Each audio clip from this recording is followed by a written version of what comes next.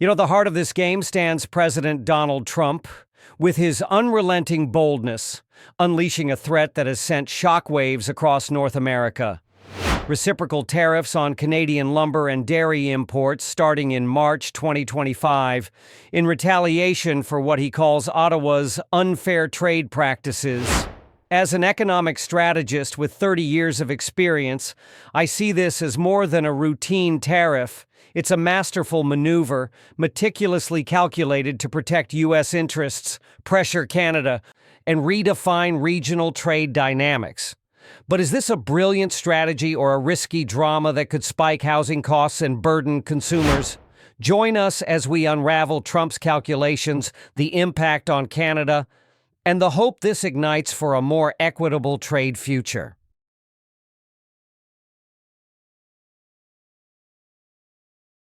In March 2025, U.S.-Canada trade relations, already strained, took center stage when Trump criticized Canada's 250% tariffs on U.S. dairy and trade barriers on lumber, which supplies 30% of U.S. construction needs. In a fiery Truth Social post on March 10, 2025, Trump declared, "Canada's ripping us off with dairy taxes and lumber. It's time to fight back. Reciprocal tariffs start tomorrow."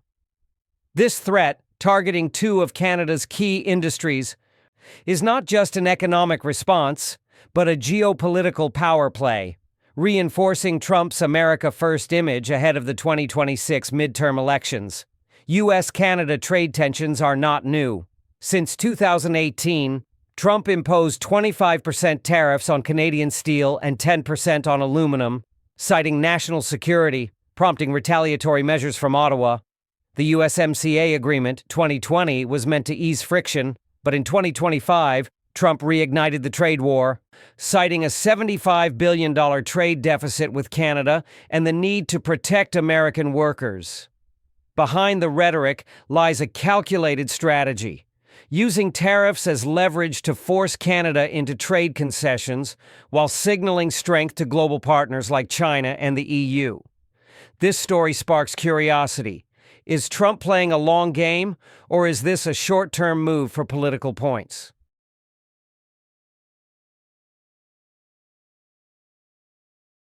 Trump, with his keen business instincts, doesn't act impulsively.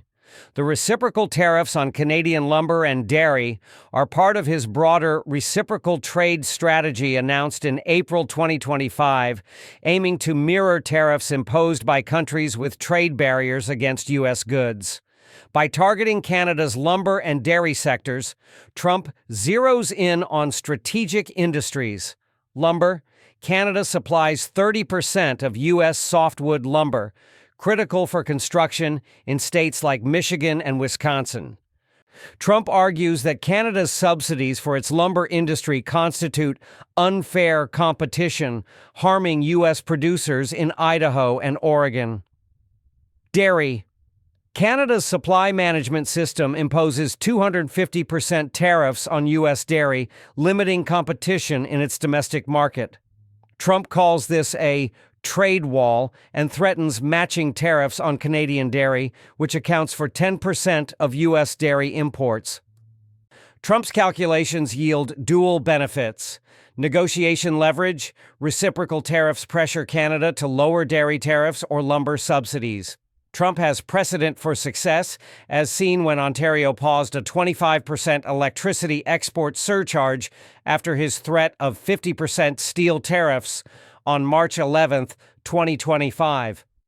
Domestic support, protecting U.S. lumber and dairy industries, wins favor with voters in agricultural and industrial states like Wisconsin, Minnesota, and Montana, where these sectors are vital.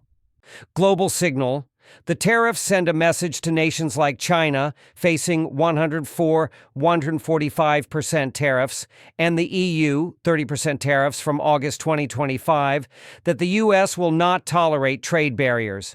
Yet, the strategy carries risks. Higher tariffs could drive up U.S. housing costs, lumber accounts for 15% of construction expenses, and food prices impacting consumers. Is Trump risking economic fallout for a trade victory, or has he planned an escape route? This is the mystery we'll unravel.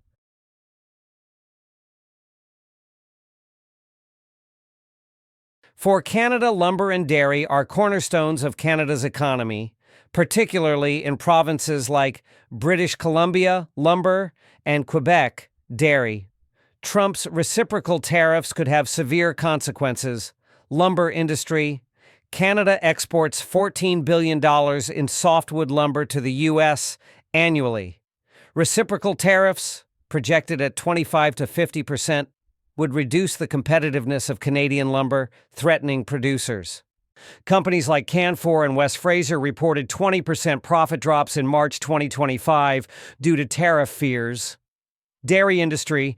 Canadian dairy, valued at $1.2 billion in U.S. exports, holds a 10% U.S. market share.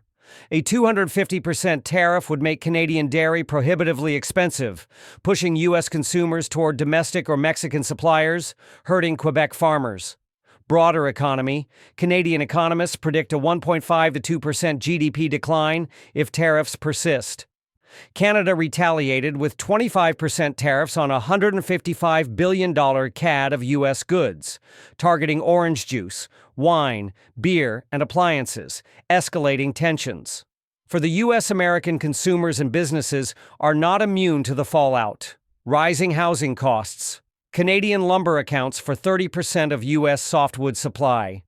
Tariffs could increase lumber prices by 20 to 30%, adding $5,000, $10,000 to the cost of a new home, impacting markets in states like Texas and Florida. Food prices.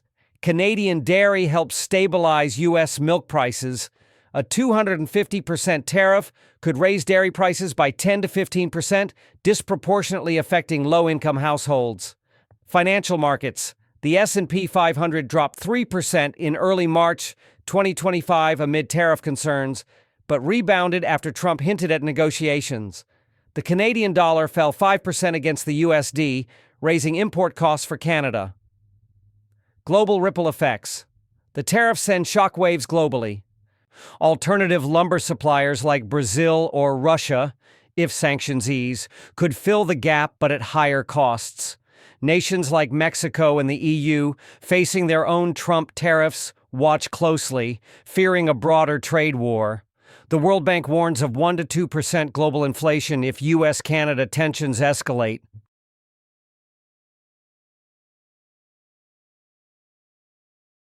Prime Minister Justin Trudeau swiftly rebuffed Trump, calling his accusations baseless, and defending Canada's dairy supply management as a sovereign right. In a March 11, 2025 speech, Trudeau declared, "We won't let the U.S. bully us. Canada will stand up for our farmers and workers."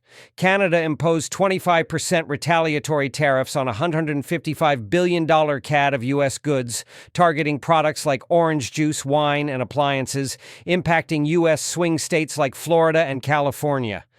Ottawa also launched a Buy Canadian campaign to reduce reliance on the U.S. market and sought new trade partners in Asia, such as Japan and South Korea. However, analysts note that Canada struggles to replace the U.S. market, which absorbs 80% of its lumber exports. Some ex-posts in March 2025 suggested Trudeau might sue the U.S. at the WTO, but the organization's slow processes limit its effectiveness. This raises a question: can Trudeau withstand Trump's pressure? Or will Canada have to concede?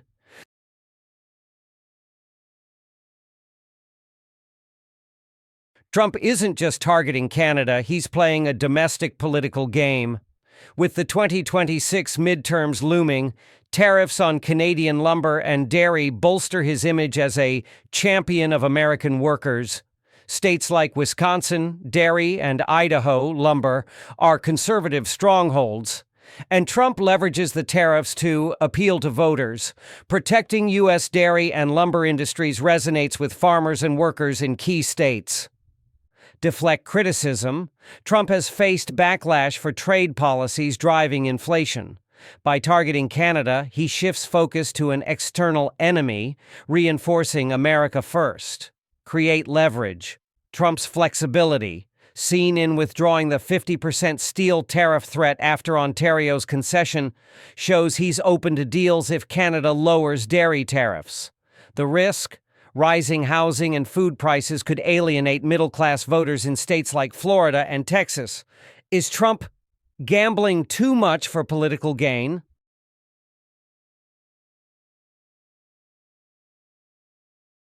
From a strategic perspective, Trump's reciprocal tariffs are part of a larger vision, reshaping global trade to be reciprocal.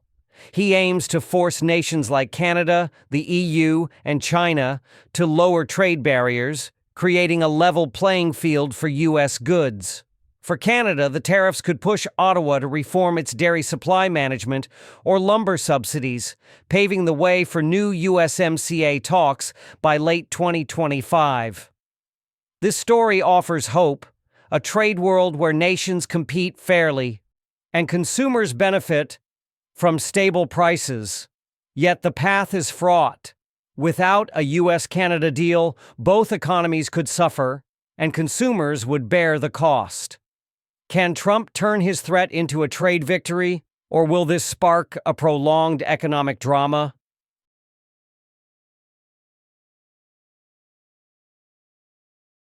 Trump's reciprocal tariffs on Canadian lumber and dairy are a bold, risky move, but one brimming with potential. This isn't just a trade war, it's a story of power, justice, and resilience. With strategic acumen, Trump uses tariffs to protect U.S. interests, pressure Canada, and inspire hope for a fairer trade future. Whatever the outcome, this saga reminds us that in a turbulent world, bold decisions can light the way to a better tomorrow.